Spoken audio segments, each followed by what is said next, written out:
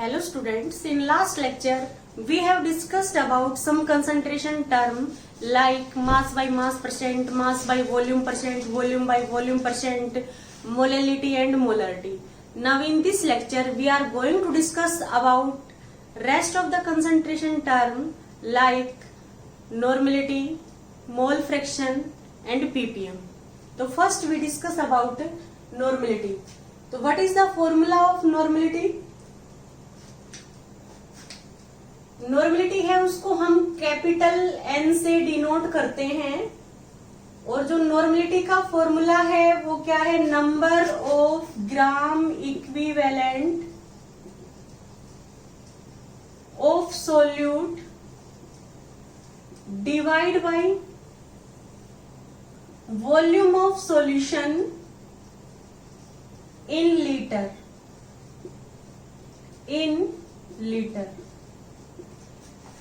Normality है उसका formula क्या होगा, number of gram equivalent of solute dissolved पर लीटर ऑफ द सॉल्यूशन.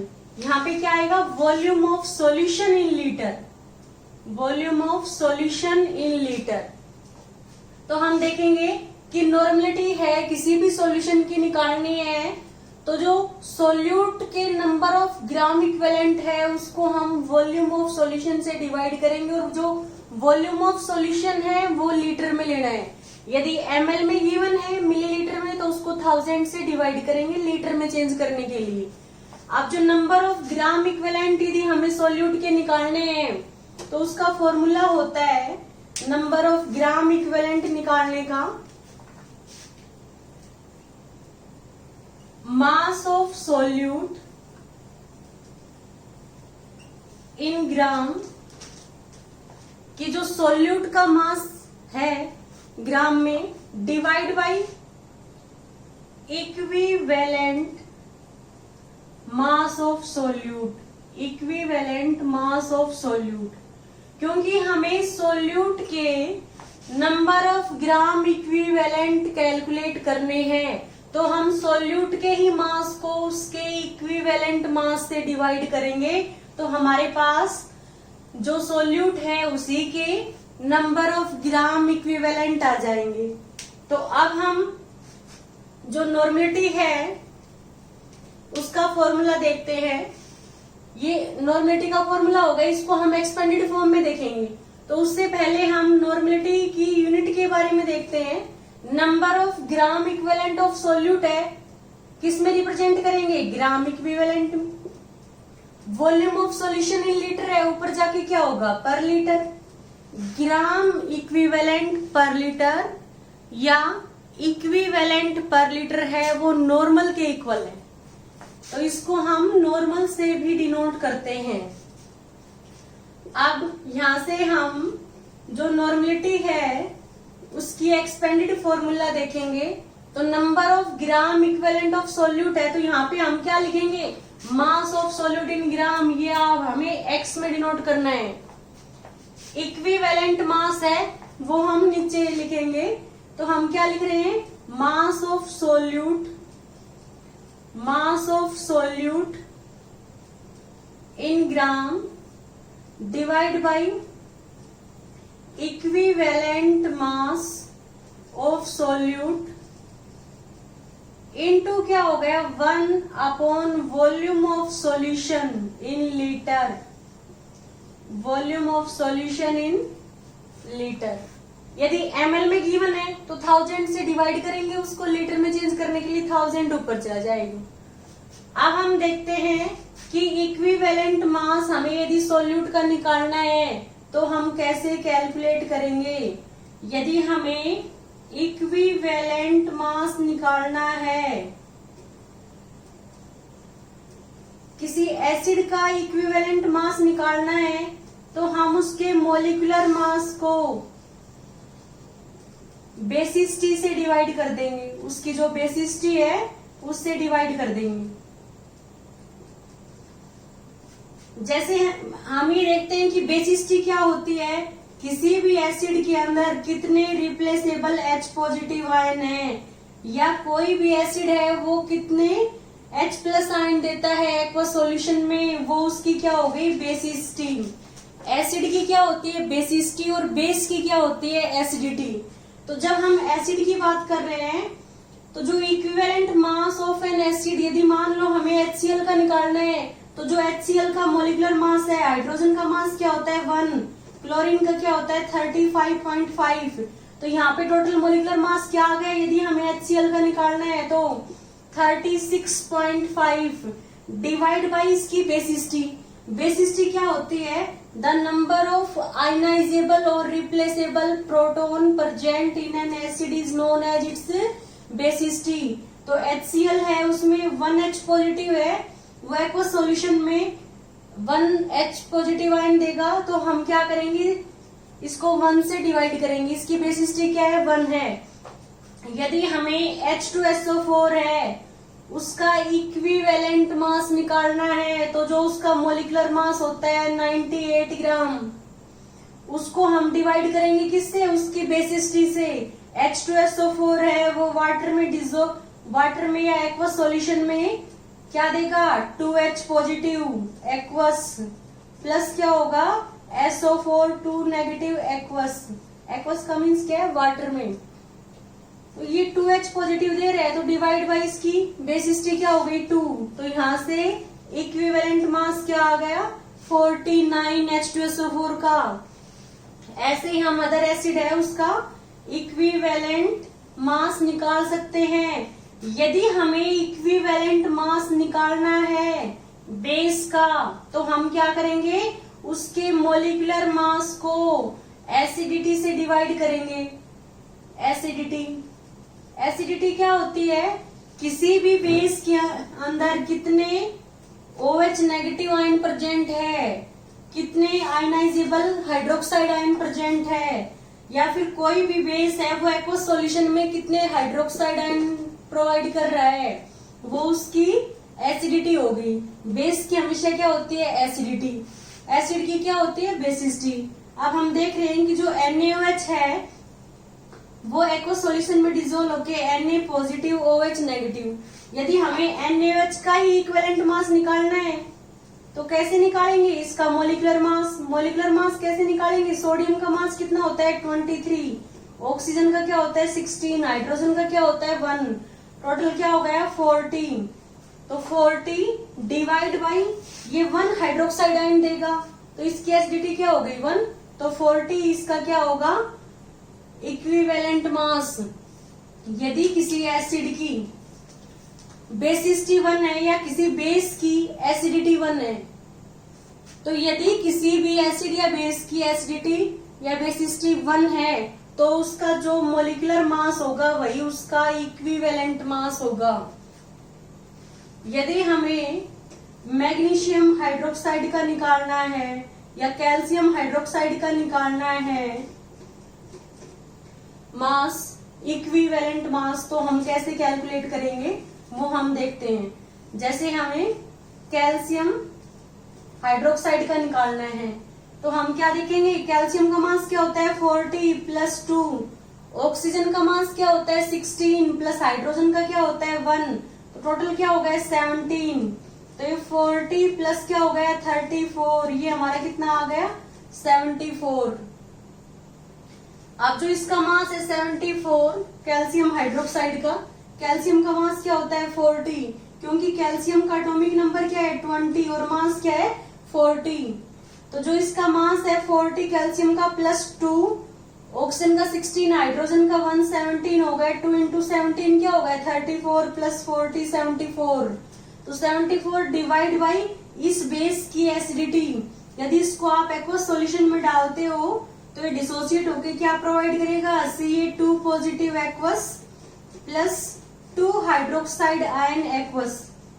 ये 2 हाइड्रोक्साइड आयन दे रहा है तो इसकी एसिडिटी क्या हो गई 2। तो यहां से क्या आ गया 37 is the equivalent weight of calcium hydroxide. ऐसे यदि हमें किसी साल्ट का इक्विवेलेंट मास निकालना है तो हम क्या करेंगे, यदि हमें किसी साल्ट का इक्विवेलेंट मास निकालना है ऑफ एन साल्ट, तो हम क्या करेंगे, जो साल्ट का फॉर्मूला है उससे उसका फॉर्मूला मास कैलकुलेट करेंगे, डिवाइड बाय क्या हो गया, total positive charge present in salt. Salt के अंदर जो टोटल पॉजिटिव चार्ज प्रेजेंट है उसे डिवाइड करेंगे। जैसे हम NaCl है, इसी का इक्विवेलेंट मास कैलकुलेट करते हैं, तो इसका जो फॉर्मूला मास क्या होता है, सोडियम का मास कितना होता है 23.3, क्लोरीन का क्या होता है 35.5, टोटल क्या आ गया 58.8। तो जो 58.8 इसका फॉर्मूला मास है, डिवाइड में क्या हो गया टोटल पॉजिटिव चार्ज। हमें पता है NaCl में 1 Na पॉजिटिव है और 1 Cl नेगेटिव है, तो इसमें 1 पॉजिटिव चार्ज है, तो हम 1 से डिवाइड कर देंगे इसको। यदि हमें, तो इसका क्या आ गया, इक्विवेलेंट जो मास है वो फॉर्मूला मास के इक्वल आ गया, क्योंकि इसमें टोटल पॉजिटिव चार्ज क्या है 1 है। यदि हमें सोडियम कार्बोनेट है उसका इक्विवेलेंट मास निकालना है, तो हम क्या देखेंगे, इसमें टोटल पॉजिटिव चार्ज कितने हैं 2, क्योंकि 2 सोडियम है, एक सोडियम पे चार्ज क्या होता है +1, 2 पे क्या हो गया +2। तो हम जो सोडियम कार्बोनेट है उसका फॉर्मूला मास निकालेंगे, 2 इंटू सोडियम का mass that is 23.3 plus carbon का मास कितना होता है 12 प्लस 3 इंटू ऑक्सीजन का मास क्या होता है 16। पूरा हम कैलकुलेट करेंगे तो ये सोडियम कार्बोनेट का मास आ गया। तो सोडियम कार्बोनेट का जो मास है डिवाइड में क्या हो गया, इसके अंदर +2 चार्ज प्रेजेंट है, तो 2 से डिवाइड करेंगे, वो इसका इक्विवेलेंट मास आ जाएगा। तो यदि हमें इक्विवेलेंट मास निकालना है किसी ऑक्सीडाइजिंग और रिड्यूसिंग एजेंट का, तो हम कैसे निकालेंगे कि जो उसका मोलिकुलर मास होगा डिवाइड बाय क्या होगा कि वो कितने इलेक्ट्रॉन लॉस और गेन कर रहे हैं।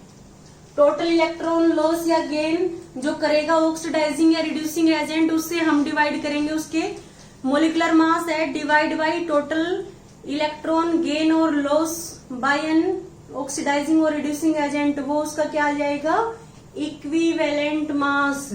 तो अब हम देखते हैं कि जो नॉर्मलिटी है हमारी उसका फॉर्मूला क्या हो गया, मास of solute in gram upon क्या हो गया equivalent mass into 1 upon volume of solution in litre. अब हम एक क्वेश्चन डिस्कस करते हैं। क्वेश्चन है 49 ग्राम of H2SO4 dissolved in water to form 250 ml of solution. Calculate the normality of the solution. हमें जो सॉल्यूशन है उसकी नॉर्मलिटी कैलकुलेट करनी है। अब हम इस क्वेश्चन का सॉल्यूशन देखते हैं। क्वेश्चन में हमें गिवन क्या है कि 49 gram of sulphuric acid dissolved in water to form 250 ml of solution, calculate the normality of the solution. अब हमें गिवन है कि 49 ग्राम सल्फ्यूरिक एसिड है, तो जो सल्फ्यूरिक एसिड है वो सोल्यूट है, तो यहाँ पे क्या आएगा mass of solute equal to क्या आ गया 49 ग्राम। अब हमें निकालना है इसका इक्विवेलेंट मास। तो जो इक्विवेलेंट मास है H2SO4 का वो हम कैसे कैलकुलेट करेंगे, H2SO4 का मोलिकुलर मास दैट इज 98। हम कैसे कैलकुलेट करते हैं, 2 हाइड्रोजन है, 1 हाइड्रोजन का मास 1 होता है, 2 का क्या होगा 2 प्लस सल्फर का 32 प्लस 4 इंटू ऑक्सीजन का कितना होता है 16, तो 34 प्लस हमारा क्या हो गया 64, 98 आ गया। डिवाइड बाय क्या होगा, सल्फ्यूरिक एसिड है उसमें 2 हाइड्रोजन आयन प्रेजेंट है, 2 रिप्लेसेबल हाइड्रोजन आयन प्रेजेंट है। जब H2SO4 को हम वाटर में डालते हैं, एक्वस सॉल्यूशन में डालेंगे, तो ये डिसोसिएट होगा 2H positive aqueous plus SO4 2 negative aqueous. It means it give 2 proton, hence it's basicity is 2। तो हम इसको 2 से डिवाइड करेंगे, क्योंकि सल्फ्यूरिक एसिड है उसकी बेसिसिटी क्या होती है 2। तो यहां से क्या आ गया 49। अब हम देखेंगे कि हमें गिवन है जो सॉल्यूशन है उसका वॉल्यूम क्या है, volume of solution equal to 250 ml है, उसको लीटर में चेंज करना है तो हम 1000 से डिवाइड करेंगे, तो ये क्या आ गया 0.250 लीटर। अब हमें कैलकुलेट करना है इसकी नॉर्मलिटी। तो नॉर्मलिटी है उसका फॉर्मूला क्या हो गया, मास ऑफ सॉल्यूट इन ग्राम। तो ये कितना गिवन है हमें 49 ग्राम, डिवाइड बाय इसका इक्विवेलेंट मास कितना है 49, इनटू क्या हो गया 1 upon volume of solution in litre कितना है 0.250 लीटर। इस पॉइंट को हटाएंगे तो ऊपर क्या आ गया 1000, तो ये क्या आ गया 4 और ये 49 से 49 कैंसिल हो गया, तो 4 नॉर्मल या 4 ग्राम इक्विवेलेंट पर लीटर। इस सॉल्यूशन की क्या आ गई नॉर्मलिटी। तो हम देखते हैं कि हमें क्वेश्चन में गिवन है 49 gram of H2SO4 dissolved in water to form the solution 250 ml, calculate its normality. तो हम कैसे निकालेंगे, नॉर्मलिटी का फॉर्मूला है मास ऑफ सॉल्यूट इन ग्राम, वो हमें गिवन है 49 gram, divide by equivalent mass. Equivalent mass है जो सॉल्यूट का, वो हम कैसे निकालते हैं, molecular mass divide by basicity. H2SO4 है उसका मोलिकुलर मास क्या होता है 98, डिवाइड बाय उसकी क्या होगी बेसिसिटी 2, ये 49 आ गया। तो यहाँ पे हमें 49 पुट करना है into 1 upon volume of solution in litre. हमें गिवन है 250 ml, तो हम 250 को 1000 से डिवाइड करेंगे, 1000 ऊपर चला गया, तो इसको हम सोल्व करेंगे। 250 4 जा क्या हो गया 1000, 49 से 49 कैंसिल हो गया, तो ये क्या आ गया 4 नॉर्मल हमारा सॉल्यूशन है, उसकी नॉर्मलिटी क्या है 4 है, 4 ग्राम इक्विवेलेंट पर लीटर, कि 4 ग्राम इक्विवेलेंट सल्फ्यूरिक एसिड के डिजोल है 1 लीटर के अंदर। ओके, अब हम नेक्स्ट कंसंट्रेशन टर्म के बारे में डिस्कस करते हैं, that is mole fraction. That is mole fraction. Mole fraction यदि हमें किसी भी कंपोनेंट के निकालने हैं तो हम कैसे कैलकुलेट करेंगे,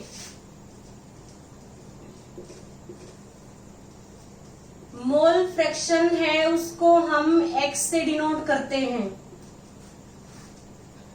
अब किसी भी कंपोनेंट के चाहे सोल्यूट हो चाहे सोलवेंट हो, हमें मोल फ्रैक्शन निकालने हैं, तो जिस भी कंपोनेंट के मोल फ्रैक्शन निकालने हैं उसके नंबर ऑफ मोल्स को टोटल नंबर ऑफ मोल से डिवाइड कर देंगे, तो वो उसके मोल फ्रैक्शन आ जाएंगे।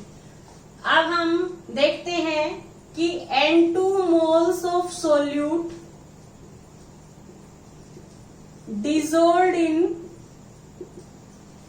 dissolved in N1 moles of solvent, then mole fraction of solute that is X2, क्योंकि जो सोल्यूट है उसके मोल्स क्या है N2, तो उसके मोल फ्रैक्शन को हम X2 से डिनोट करेंगे। तो मोल फ्रैक्शन ऑफ सोल्यूट हमें कैलकुलेट करना है X2, तो हम क्या करेंगे, जिसका हमें मोल फ्रैक्शन कैलकुलेट करना है उसी के मोल्स को टोटल मोल से डिवाइड कर देंगे। तो ये फॉर्मूला क्या आ गया, x2 means mole fraction of solute. कैसे कैलकुलेट करेंगे, number of moles of solute divide by number of moles of solute plus number of moles of solvent, ये टोटल नंबर ऑफ मोल्स आ गए। यदि हमें मोल फ्रैक्शन ऑफ सॉल्वेंट निकालने हैं, mole fraction of solvent x1 calculate करना है, तो solvent के नंबर ऑफ मोल्स को टोटल नंबर ऑफ मोल्स से हम डिवाइड कर देंगे। ओके, यदि हमारा जो सॉल्यूशन है उसमें 2 ही कंपोनेंट है, one is solute other is solvent, then the total mole fraction of solute and solvent is equal to 1। Suppose करो कि यदि हमने x1 को कैलकुलेट कर लिया, वो हमारा 0.6 आ गया, तो x2 को हम direct 1 minus x1, 1 minus 0.6 equal to 0.4। यदि हमारे सॉल्यूशन में 3 कंपोनेंट है, x1, x2 और x3, 3 कंपोनेंट है, तो फर्स्ट 3 कंपोनेंट है 1, 2 एंड 3, तो तीनों के मोल फ्रैक्शन क्या हो गए, फर्स्ट कंपोनेंट के मोल फ्रैक्शन x1, सेकंड के x2 और थर्ड के x3, टोटल तीनों का जो मोल फ्रैक्शन है वो 1 के इक्वल आएगा।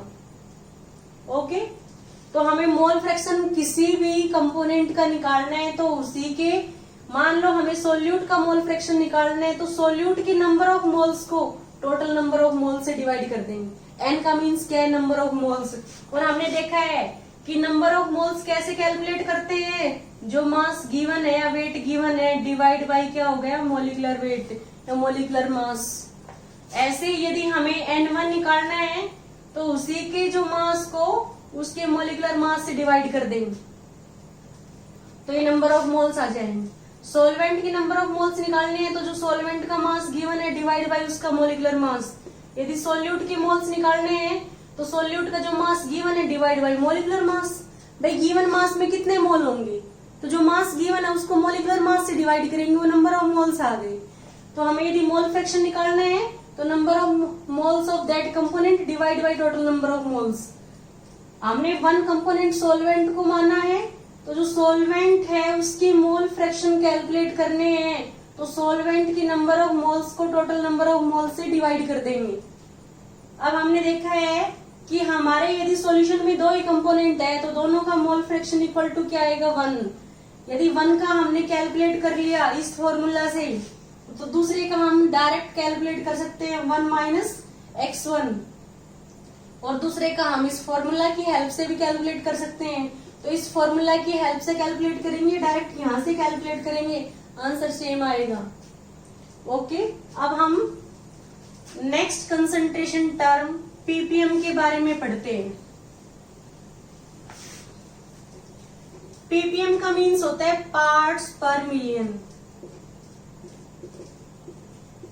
पार्ट्स पर मिलियन। यदि हमारा सॉल्यूशन काफी डाइल्यूट है, तो उसकी कंसंट्रेशन हम किस में रिप्रेजेंट करेंगे, पीपीएम में। अब जो पीपीएम है उसको हम कैसे डिफाइन करेंगे, कि जो अमाउंट ऑफ सोल्यूट है जो मिलियंस पार्ट ऑफ सॉल्यूशन में प्रेजेंट है, उसको हम पीपीएम की फॉर्म में रिप्रेजेंट करेंगे। हम ये देखते हैं कि जो पीपीएम है उसको कैलकुलेट करने का फॉर्मूला क्या होगा, मास of solute upon mass of solution into 10 की पावर 6।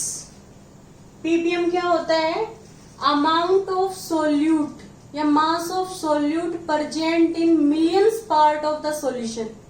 यदि काफी डाइल्यूट सॉल्यूशन है, उसकी आपको कंसंट्रेशन मेजर करनी है, तो पीपीएम में मेजर करते हैं हम। अब हम क्या देख रहे हैं, पीपीएम को कैलकुलेट करने का फॉर्मूला क्या है, मास of solute upon mass of solution into 10 की पावर 6। ओके स्टूडेंट्स, यदि आपको इस लेक्चर में कोई भी डाउट हो, प्लीज आप हमें कमेंट्स कीजिएगा। Okay, thank you students.